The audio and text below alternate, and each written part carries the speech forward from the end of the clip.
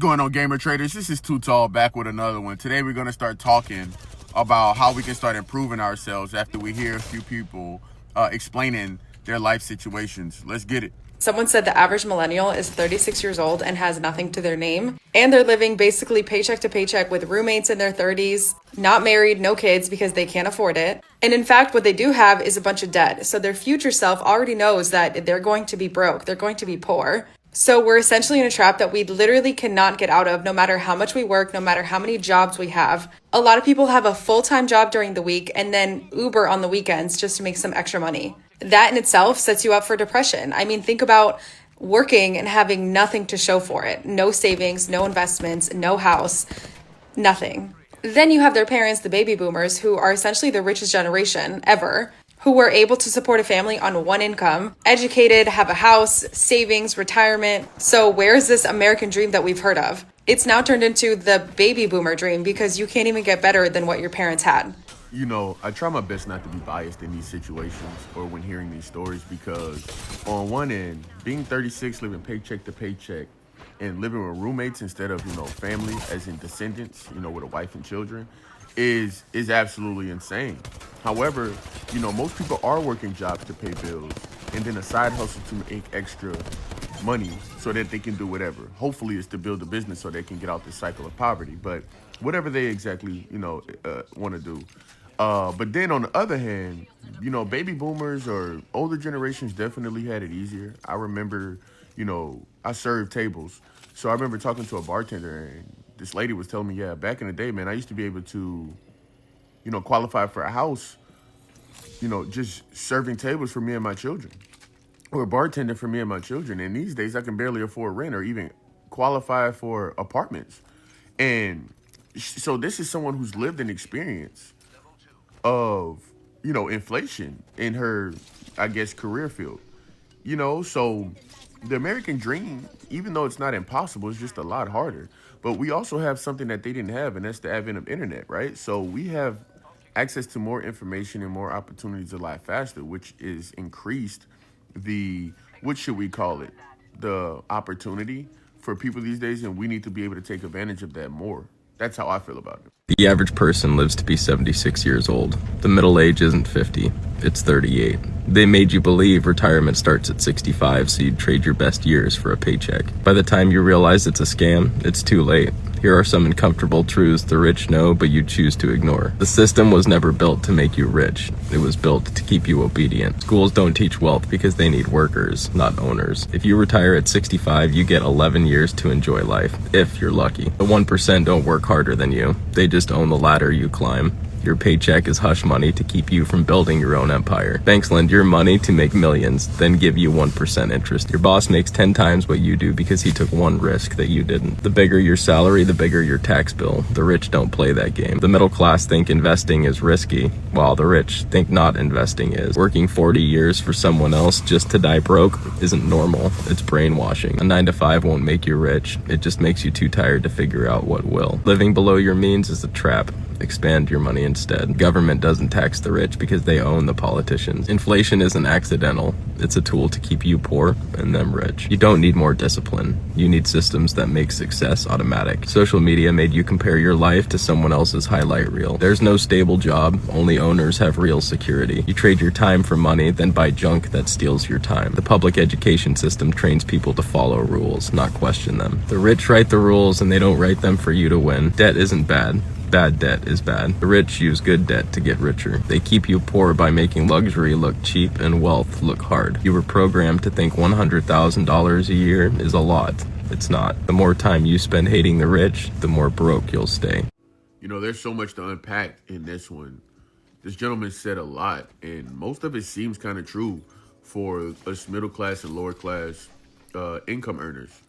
But I'm going to touch on the ones that touch me the most, which is the average person living to be 76 years old. As I approach 30, I'm approaching that median number. And retirement is at 65, and that's if people can even retire. I think that's one of the real scams.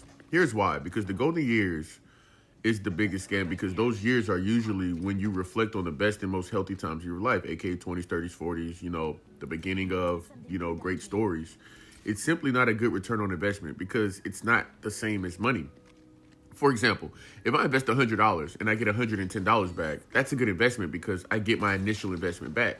But with time, if I invest 50 years and only get 15 years back, that's not a good investment because I don't get back the 50 years. I'm only left with 15. And, a non-working body, at least it's not as healthy as it was, 50 years ago. And then, the system that he's referring to is really not built for us, guys. Most people don't realize, at least in the southern states, the system was built off of slavery and cheap labor. So instead of, whips and chains now, we have shackles around our finances and a lot of people's mindset.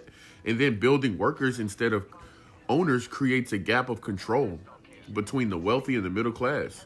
Outside of violence, because we technically have the numbers, but we have to work in unison to actually make change. So all in all, this is one more reason to really think outside the box, use the advantages that we have today that people didn't have years ago, to make sure that we don't end up like the average person will. Well, first of all, we have to acknowledge that we are slaves. American people hate that. They hate when you say that because they have been told their whole lives that we are the freest country in the world. We are not the freest country in the world. We're actually the only country in the world that is asked to go to work, then pay most of our money back to the government. When you add it all up, some of you might be saying, oh, well, I only pay 30%. No, you don't. Add up all the other tax you pay. What's that add up to? That's the actual percentage you're taxed. For almost all of us, that's over 50% if you pay tax. We have to acknowledge that if we live to work, to provide most of our money back to the government, we have to acknowledge that we are legitimately slaves to the government. We exist to fund the government, okay? That is not free. But I want it to be you. I wanted it to be you. Not enough people in their 20s realize that the things they would assume are most competitive to get in this life are actually more available than they give credit towards. I like to call this the parking lot fallacy. Way too often do I pull into church or an event or anything that's packed, and I see all these people just filter into the back of the parking lot since they make the assumption that the front of the parking lot is going to be full. Those spots are too good to get.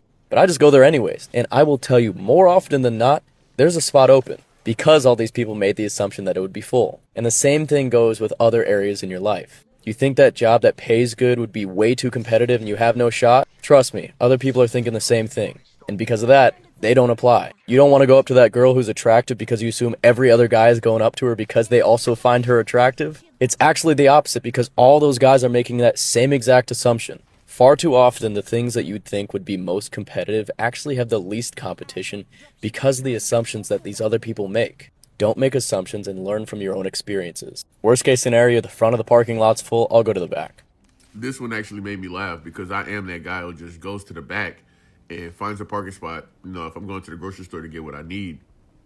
Because I would much rather just waste less time and do more work. I'd rather do more walking and waste less time than driving around the front of the parking lot trying to find a spot.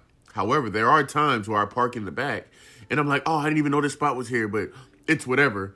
I'm not going to turn around, go back to my car to try to get this spot. You know what I mean? But I can understand his point, and people basically with opportunities. Listen, guys, there's this saying that goes, you miss 100% of the shots that you don't take. And I'm out here to tell you guys, take those shots, especially while you're young, while you don't have children or wife, families, and things like that, because the risk is not as steep as it would be when you have a family. And that's something that I need you to recognize while you're young so that you don't end up being bitter in your 30s and 40s. And it's hard to always get that across to people because they don't understand. But, I would hate to be the person that says, I told you so. But that's what reality is going to tell you. I told you so. So make sure you're, taking the opportunities that come. Leaders, you have 6 years to get your together financially. By 2030, there is going to be the very wealthy and the working class. There isn't going to be a middle class. And if you look throughout history, there was rarely a middle class. There was always the ultra rich and the working class. Like it or not, you are going to watch AI evolve so rapidly over the next 6 years that it's going to replace a lot of people's jobs. So you really have two options. You're either going to be an early investor in these technologies shaping the new infrastructure of our economy, or you're going to be a late adopter and consumer of them. Guys, learn AI, learn AI, learn AI. It should be mandatory in the country to learn how to use AI. Just so that most people can tell the difference between real and fake, so that most people can understand and be able to keep up with, I guess, the skill that's going to be necessary to live in whatever economy exists 10, 20 years from now. I'm very big in people learning new skills because the world is constantly changing, so you should be constantly growing. And there's a saying that goes, if you're not growing, you're dying. And that's what most people are doing. The ways of old are not the same, won't hold the same leverage in the new modern world. And that's just very true with AI. Think how social media has changed the world, and social media is still not even 25 years old. And we're already here at AI, and that thing is advancing faster and faster. It needs to be a priority on your list to learn how to use it so that you can learn how to tell the difference and be able to adapt so that you don't end up at the bottom essence of society like the Hunger Games or something, fighting for survival. So apparently being broke is not enough anymore. Living paycheck to paycheck is just not enough. Some of us living payday loan to payday loan. And trust me, I get it. The economy's bad, people not making enough money, and the prices on everything are high as hell. But we are compounding that with bad decisions like Afterpay, Klarna, and borrowing from your check. Being broke used to be simple. You just didn't have no money. Hey, beans and rice for the rest of the week. But these days, it's a little bit more complicated. Now, if I'm broke and I want some DoorDash, all I gotta do is put it on Klarna. If I want that new Xbox, all I gotta do is put it on Afterpay. If I need $100 till next paycheck, all I gotta do is go on my app store and type in one of the million apps that'll give me $100 till next paycheck. It was bad enough when all we had was credit cards. Oh, I remember I was watching something on YouTube the other day. I forgot exactly what it was. But this girl was trying to get a car. She financed the down payment and she financed the car. You got two separate payments for one car. Honestly, I miss the old broke. The broke where you just didn't have no money. This new broke will have you with 76 different installment loans with $2 to your name. Where I'm from, we call that broke. You get an extra broke on top of broke. But man, you debt stacking at this point for some DoorDash is crazy. I'm not gonna lie to you, but when people are desperate and or lazy, depending on the situation, this is what you end up with. And here's the thing, guys. We're going to have to pay for this. Why? Because you know how America works. We pay for people's bad money management. And it's pretty sad to say, but the ones who suffer are, these people, but also their families and their children. Once again, I'm going to emphasize this. If it sounds repetitive, maybe it needs to be. What are you going to do to make sure you don't end up in this position? Because financing $15 Uber orders is insane. I mean, hopefully that's okay to say before this becomes a normal thing. Anyways, I hope you guys liked the video. If you did, make sure to hit the like, the subscribe, and look out for more videos.